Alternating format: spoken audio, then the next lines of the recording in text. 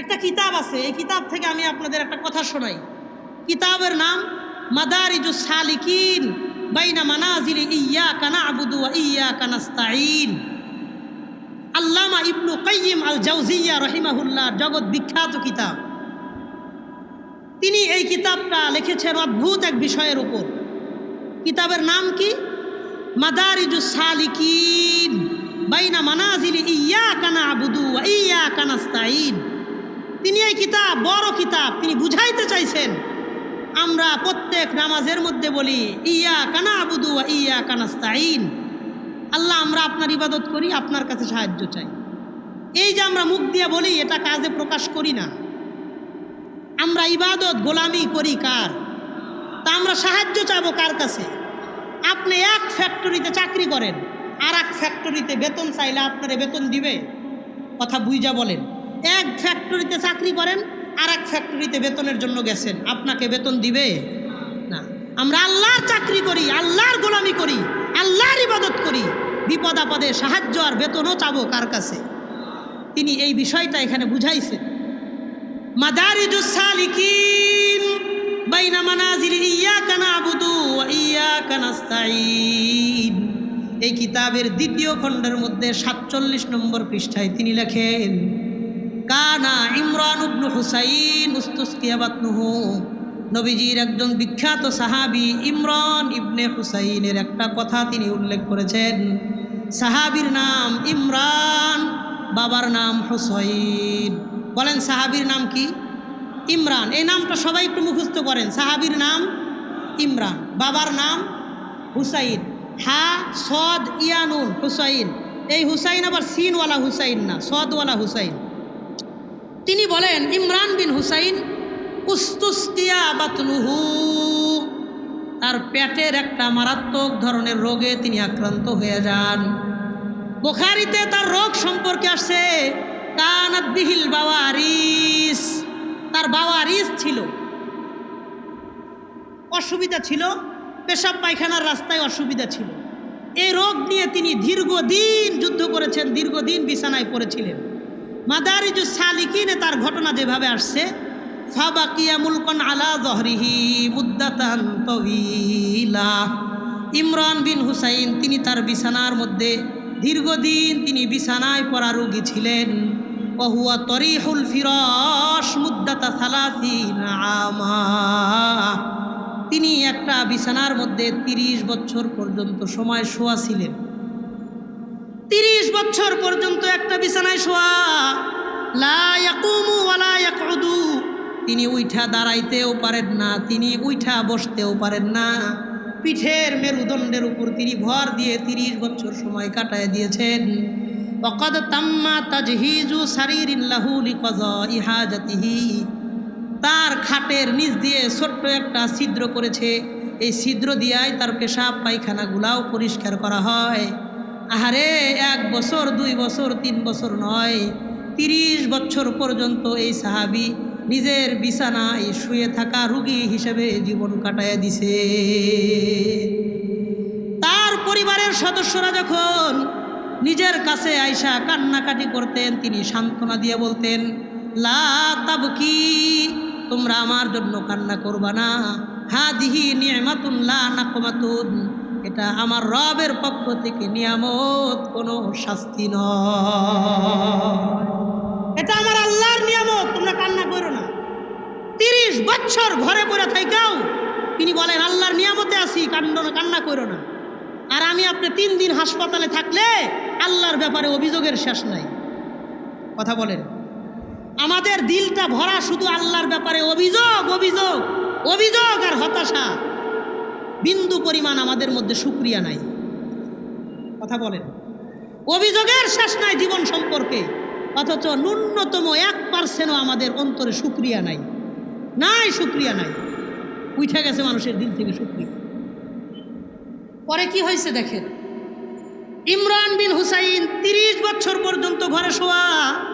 ফাদাখালা আলাইহি মুতাররিফ ইবনে আব্দুল্লাহ, ইমরান বিন হুসাইনকে একজন সাহাবী দেখতে আসছেন, তার নাম হলো মুতাররিফ ইবনে আব্দুল্লাহ, নাম হলো মুতাররিফ। বলেন কি নাম? মুতাররিফ। তিনি ইয়াদাতুল মারিদ বিন হুসাইনকে দেখতে আসছেন। আসার পর ফাজাআলা ইয়াবকি, তিনি অঝোরে কাঁদতেছেন, তার চোখ দিয়া অঝোরে পানি পড়তেছে।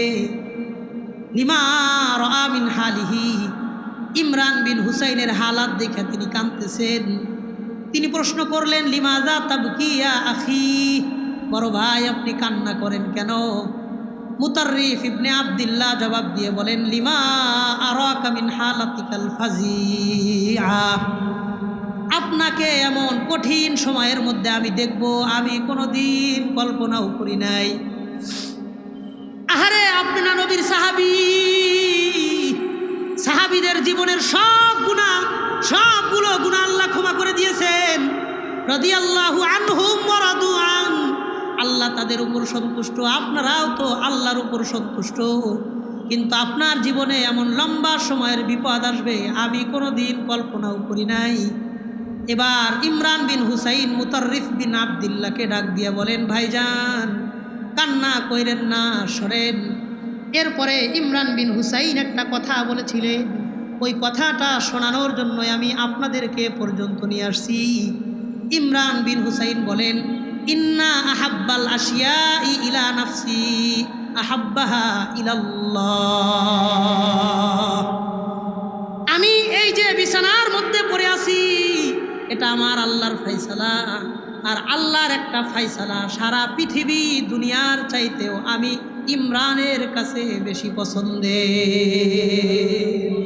পুরা দুনিয়া একদিকে, আল্লাহর ফায়সালা একদিকে, আমি আমার রবের ফায়সালায় সন্তুষ্ট।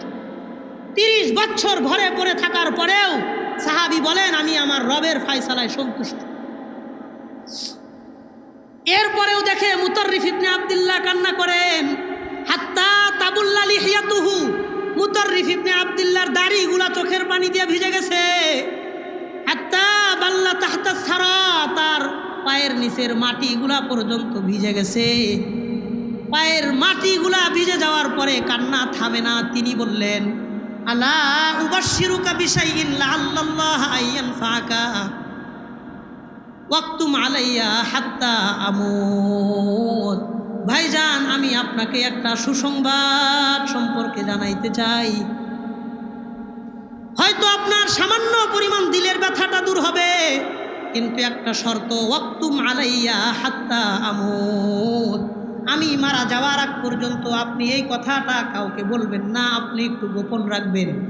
মুতাররিফ ইবনে আব্দুল্লাহ তার হাতে হাত রেখে বললেন, ভাইজান আমি আপনার কথাটা গোপন রাখবো, আপনি আমাকে বিনা সংকোচে বলতে পারেন। ইমরান বিন হুসাইন তিনি বলেন, কানাতিল মালাইকাতু তুসাফিহুনি হাইসু ইয়ানামুন নাস, আরে আনন্দের কথাটা হইল, আমার পরিবারের লোকজন প্রত্যেক দিন যখন রাতের বেলায় ঘুমায় যায় শত শত ফেরেশতা আমার ঘরে প্রবেশ করে, ওয়াহুম ইউসাল্লিমুনা আলাইয়া ওয়া আনা আসমাউত তাসলিম, তারা আমাকে সালাম দেয়, আমি তাদের সালাম শুনে উত্তর দেই। সারা রাত এই ফেরেশতারা আমি ইমরান বিন হুসাইনের খেদমত করতে থাকে। কোন ফেরেশতা আমার পা টিপতে থাকে, কেউ কেউ আমার হাত টিপতে থাকে, কেউ কেউ আমার মাথা টিপতে থাকে। সিফাতুস সফওয়া একটা কিতাব আছে, আল্লামা জামালউদ্দিন আবুল ফারাজ রাহিমাহুল্লাহ তিনি উল্লেখ করে বলেন, ওয়াকানাতিল মালাইকাতু তুসাফিহু ইমরান হিনা সুবহি, সকালবেলা পর্যন্ত তার খেদমত শেষে ফজরের আজান যখন হবে ফেরেশতারা লম্বা সিরিয়াল ধরে ইমরান বিন হুসাইনের সাথে মুসাফা করত আর বলতো, আজকে তো রাত শেষ হয়ে গেছে, আজকের মতন বিদায়, আগামী কাল রাতে আবার দেখা হবে। চুনাচে কোন সাহাবীর এককভাবে এই মর্যাদা হাসিল নাই। ফেরেশতারা আয়েশা মুসাফা করতেন, সালাম দিতেন, তিনি সালামের উত্তর শুনতেন। আসমাউর রিজাল কিতাবের মধ্যে ইমরান বিন হুসাইনের এই কারামত, এই মর্যাদার কথা উল্লেখ আছে। আপনারা যারা সাধারণ মানুষ আছেন, ওলামায়ে কেরাম না, মোবাইলে গুগলেও যদি লেখেন শাবিহুম বিল মালাইকা, কোন সাহাবীকে বলা হয় শাবিহুম বিল মালাইকা উপাধি পেয়েছেন, একক সাহাবী ফেরেশতা তার খেদমত করেছে, তার সালাম শুনেছে, মুসাফা পর্যন্ত করেছে। মুহাদ্দিসিনে কেরাম মতামত উল্লেখ করে বলেছেন, ওয়া হুয়া আহাদুম মিনাল মালাইকা, তার মর্যাদা এত বেশি ফেরেশতাদের মাকাম পর্যন্ত আল্লাহ তারে পৌঁছায় দিছে। এত কষ্টও করছে জীবনে বেশি, মর্যাদাও বাড়ায় দিছেন কে? সামগ্রিকভাবে আবু বকর সিদ্দিক রাদিয়াল্লাহু আনহুর মর্যাদা বেশি, কিন্তু এই একক মর্যাদাটা ইমরান বিন হুসাইনের বেশি। আল্লাহর ফায়সালায় সন্তুষ্ট। বলেন আল্লাহর ফায়সালায় আমরা সন্তুষ্ট।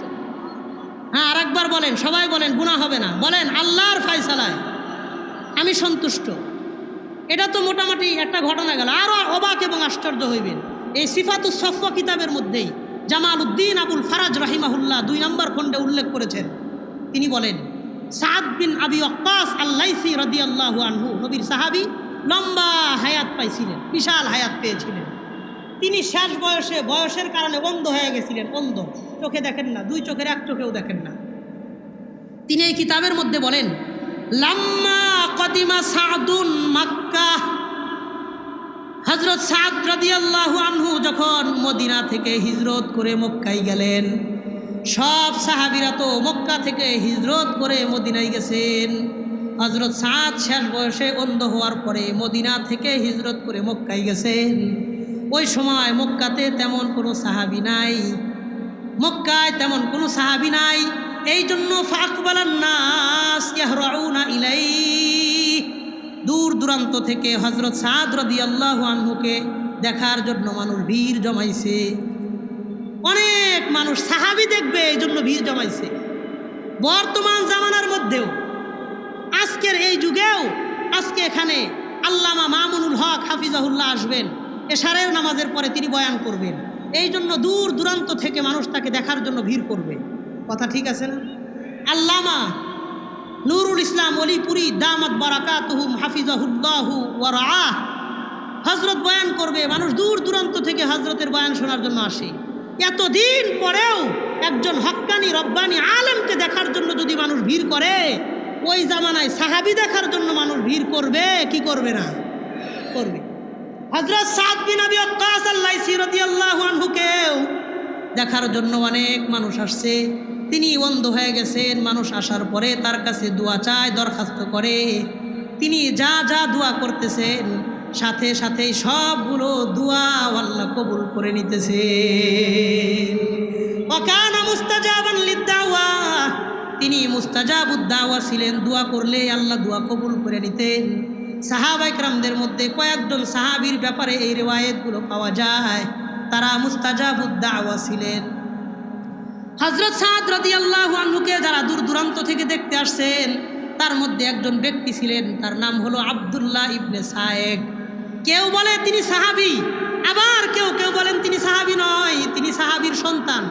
তো সাহাবীর সন্তান হওয়াটাই বেশি নির্ভরযোগ্য, কারণ তখন তার বয়স ছিল 16 বছর। তিনি বলেন ওয়া আনা গুলাম, আমি অল্প বয়সের বালক হযরত সাদ বিন আবি ওয়াক্কাসের সাথে দেখা করতে গেছি।